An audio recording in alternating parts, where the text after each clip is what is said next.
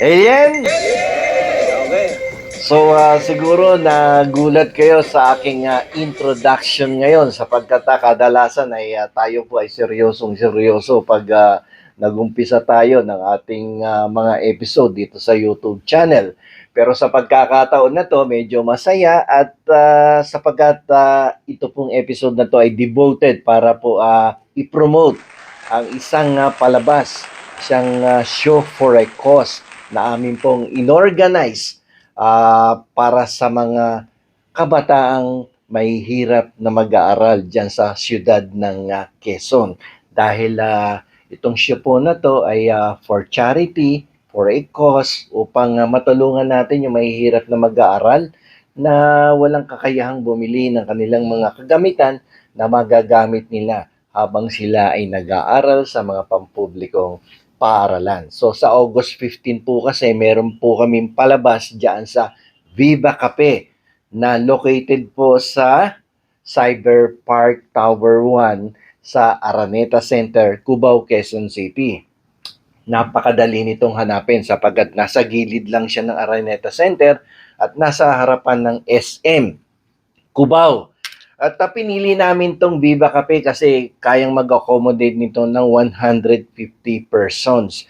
Pero kung sosobra sa 150 at maging 150,000 people ang umatin dyan sa aming charity show na yan, nasa tagiliran namin ng Araneta Center, tatawagan ko na lang si George Araneta para biglang ireserba ang ating Araneta Coliseum. Pero sana nga mangyari yun, no? Pero yung mga gustong bumili ng ticket para sa show na to ay pwede po mag-send ng private message sa akin at sasabihin ko sa inyo kung saan makukuha ang ticket at paano kayo magbabayad.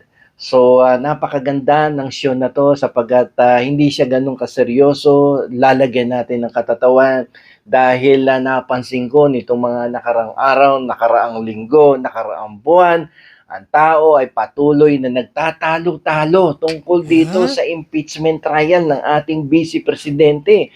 At meron nga tayong ibang mga kasamahang vloggers na nademanda na sa Korte Suprema at pinapasight in contempt dahil sa usapin na impeachment trial. So, bawasan natin yung stress natin sa buhay.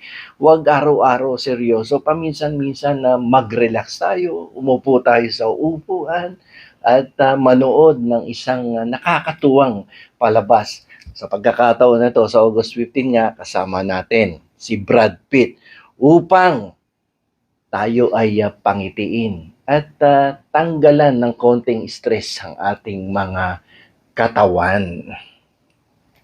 May nasusulat po ba tungkol sa impeachment trial? Ayan, pasasagot natin. Brad Pitt, meron bang nasusulat tungkol sa impeachment trial? Oo, meron. O yan, meron daw nasusulat sa tungkol sa impeachment trial.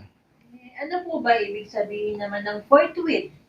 Alam mo, narinig ko yan kay Brad Pitt Yung forthwith daw, talagang mabagal yan. Hindi yan agad-agad.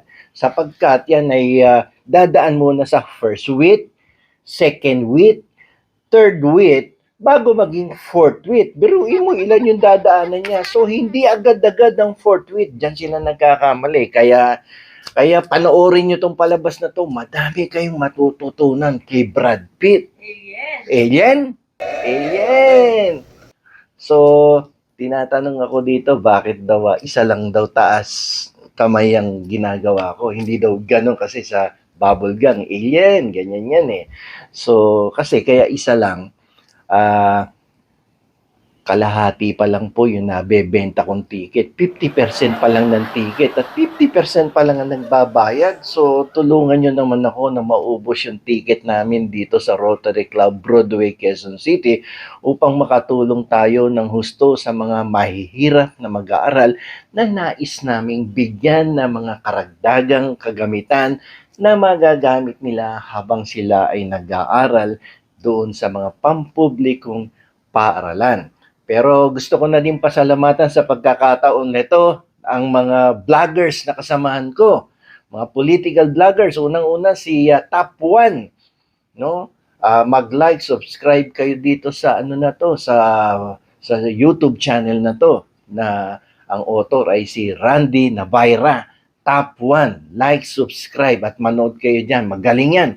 Top notcher yan sa board exam sa criminology. At ang pangalawang kumuha ng ticket sa akin, si Batang Maynila Toits, si Wilson.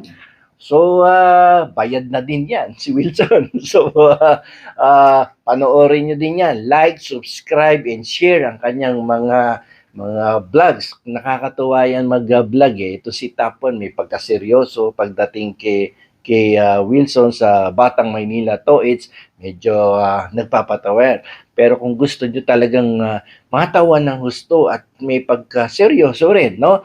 Isang artistang vlogger na nasa Batang Quiapo, no? Na barkada ni Coco Martin. Walang iba kundi si Chris Ulo. Yan. Bibili daw siya sa akin ng ticket, baka nga pakyawin eh, hindi ko pa nakakausap eh. Pero sabi sa akin ni Batang Maynila, it's mahirap na 10 ticket dito pag si Chris Ulo. At baka maisama pa si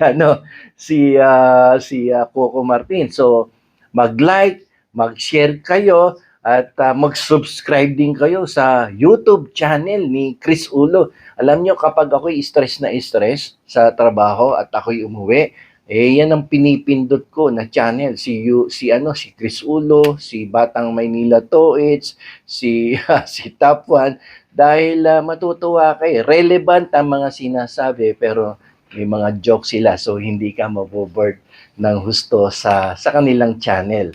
At isa pa, hindi ko pa nakakausap, pero ka-textmate ko to. Sana kung nanonood ng kanyang mga followers, subscriber, sa pagkakataon na to. Pero alam ko naman, nanonood sila palagi rin sa akin, yung mga followers din niya. Walang iba kundi si Attorney Claire Castro. Tulungan mo ako dito sa sa aming palabas na for purposes of giving charity. Charity work to eh. Na ginawa namin dito sa Rotary Club of Broadway, Quezon City. Baka naman pwede, Attorney Claire, 10 ticket tayo dyan. No? 1.5 lang naman ang isa. Attorney Claire, alien tayo, Attorney Claire. Te-text kita mamaya kung di mo to napanood. So, makakatulong po kayo sa mga mag-aaral na mahirap, na walang kakayahang pinansyal upang mabili ang kanilang mga kinakailangang kagamitan sa pampublikong paaralan. So, kung hindi naman makakarating si Attorney Claire, pwede naman natin padala ang ticket at ang substitute for Attorney Claire ay si Presidente Marcos. Alien! Okay, so sa aking subscribers, sa aking mga followers at regular viewers, pwede nyo po akong i-PM at sasabihin ko sa inyo kung paano ipapadala sa inyo ang ticket at paano din kayo magbabayad ng inyong ticket sa akin para makapanood kayo sa August 15. Uulitin ko, this is good vibes for a good cause na pamumunuan ni Brad Pitt. Nabibigyan din kayo ng pagkakataon upang liwanagin ano ba yung forthwith na nabanggit ko na ng bahagya kanina, yung impeachment na yan.